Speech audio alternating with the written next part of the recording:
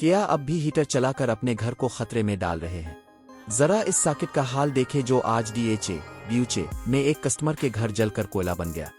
लोग अक्सर ये गलती करते हैं कि 2500 वाट का भारी हीटर आम सॉकेट पर चला देते हैं। याद रखें, जब इतना ज्यादा लोड एक कमजोर पॉइंट पर पड़ता है तो तारें गर्म होकर पिघल जाती हैं और शॉर्ट सर्किट का खतरा बन जाता है।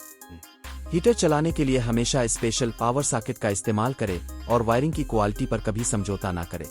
हमने यहाँ पुराना जला हुआ बोर्ड निकालकर अब बेहतरीन क्वालिटी का पावर प्लग इंस्टॉल कर दिया है ताकि हमारे कस्टमर बिल्कुल महफूज रहे। DHA और बहरिया टाउन में इलेक्ट्रिक प्लम्बिंग की किसी भी सर्विस के लिए हमसे राब्ता करें। काम ऐसा जो आपको बेफिक्र कर दे।